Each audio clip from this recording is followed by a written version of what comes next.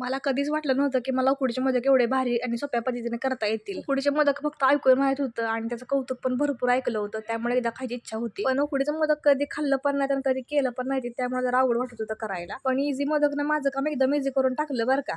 यांच्याकडे मोदक बनवायचे 2 साचे मिळतील, एक प्लेन आणि एक डिझाईनचा. आता लवकरच गणपती बाप्पांचं आगमन होणार आहे, म्हणून मी इझी मोदक कडून साचे ऑर्डर केले आणि लागली तयारीला मोदक बनवायच्या. या साच्यातून मोदक बनवणं एवढं सोपं आहे की नाही की लहान मुलं सुद्धा मोदक बनवू शकतात. आता पहिला मोदक तर अभिनयानं केला, तो मोदक कसा केला, साच्यामध्ये कसा टाकायचा हे तुम्हाला मी सांगते. आता तुम्ही मोदक बनवताना प्लास्टिकचा कागद वापरू शकताय किंवा त्या साच्याला तेल लावून घेऊ शकताय. मी सगळं मोदक प्लास्टिकचा कागद वापरून बनवून घेतलं. आता तुम्हाला या साच्यामध्ये मोदक बनवायचा कसा आहे कळलं असेल. आता मोदक मी बाहेर काढते बनवलेला आणि त्यामध्ये सारण भरून आता त्याला आकार देते गोल. आता आपल्याला एकदम हलक्या हाताने मोदकाचा आकार करून घ्यायचा आहे, जेणेकरून उकडीच्या मोदकाची डिझाईन जाणार नाही. मोदक करायचा साचा घेतल्यामुळे माझं मोदक करायचं काम एकदम हलकं झालं आणि वेळ पण कमी लागला.